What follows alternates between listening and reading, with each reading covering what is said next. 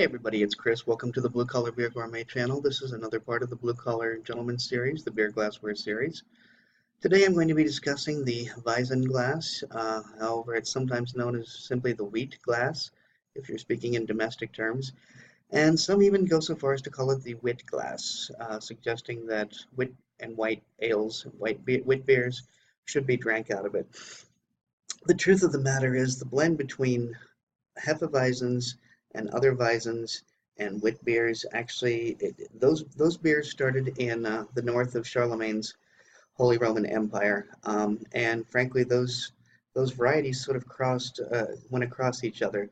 But anyway, I'm going to refer to this glass as the Weizenglass the whole time here, and that is this glass. If you've ever seen this particular shape before, long and slender. I believe this is a 23-ounce glass. This is a big one. I brought this one out. Now, this is not normally the one that see if I do that. No, I'm going to have to bring it in nice and close so you can see Joseph James Brewing Company. See the fox there on the crown. Okay, so this is in fact the Weizenglass. I got a glass just like this when I was at a Joseph James tasting at Lee's Discount Liquor here in Las Vegas. And by the way, Joseph James is a Henderson brewer. They've been around actually in Vegas terms, they've been around for a while. The concept, actually, they started out making root beer, and Joseph James is the owner's brother's name, the young guy who created this fox design here, and that is what they're known for, is that fox design on top of the crown, Joseph James. But now getting back to this particular glass, as I said, this is the Weizenglass. Uh, let me give you some quick characteristics of it. What I wrote down from other sites. Long, thin walls, showcasing color, lots of head space for a nice clean head.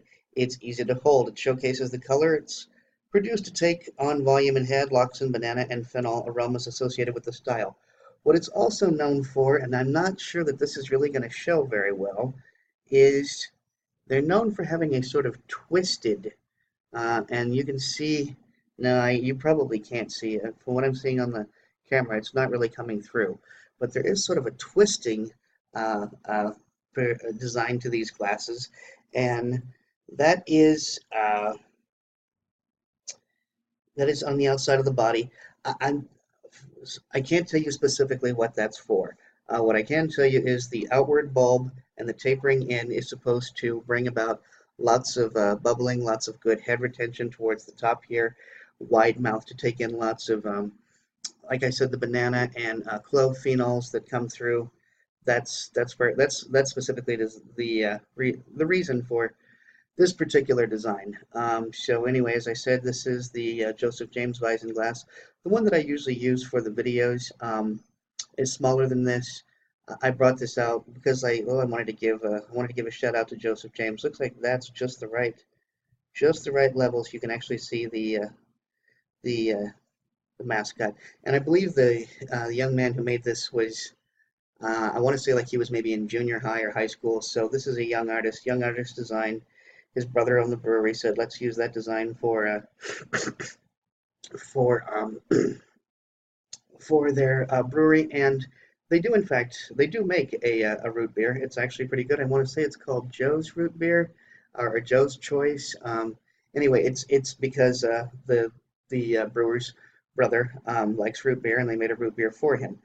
So, getting back to this specific glass, the Weizen glass, which I feel I've done a better job of promoting Joseph James than I have actually the glass. Once again, bulbous head, tapered on the inside, twisting, showcasing beer, because Hefeweizens normally have, you want to take a look at them because they can be very, very hazy. And while we're here, I'm going to discuss the Hefeweizen pour. Now, if you have a Hefeweizen, what you're going to want to do is you're going to pour most of the bottle or can, whichever one you have, into a glass like this. You're going to want to leave about maybe that much. So I'm looking at maybe a quarter inch, maybe a full half inch of liquid at the bottom of the bottle or the can. And you're going to want to let that settle for, oh, maybe 15 seconds. Then you're going to give it a good, strong, vigorous swirl, like so. Okay? Then you're going to pour that into the rest of your Hefeweizen. The reason for that is that the yeast and a lot of the other elements that are in Hefeweizens, the weedy elements, they create a silt down at the bottom. So if you give it a good swirl, you bring that up and then you pour it on top of the beer itself, and you get that what started out as silt, which eventually turns into a nice foamy head retention top. You can then take in the banana smells, the clove smells, hopefully not rubber band smells, but that does happen sometimes. You can end up smelling and tasting rubber bands and Hefeweizens. So pretty much any wheat beer that you're looking at can go into here. And I will say that wit beers can go in here too, because while wit beers are specifically, it is in relation to the German word white, so it is white beer for that. The white part of the wit beer is white wheat.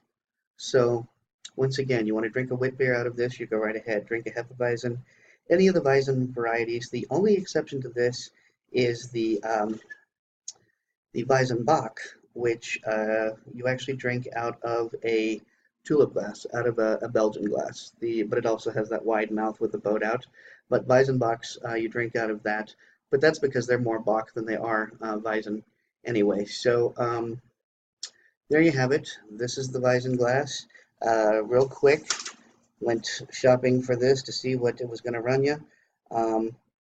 6 23-ounce glasses, which I believe that's what this is, are going to run you $24.49 free 2-day shipping at Amazon. So there you have it, gang. That is your Weizenglass with the bulbous top and the tapered end and the twisted outside body, which, boy, I keep trying to show you. I see, if you can see those little white lines there along the glass, that's what that is. It's that sort of twisting that they do of the glass. And I guess that's done for head retention. More than one site that I went to explained, or not, didn't explain, that's the problem. They said to expect it and to look for it, but they never fully explain why you get the twisting of that. But that is, in fact, a characteristic of it.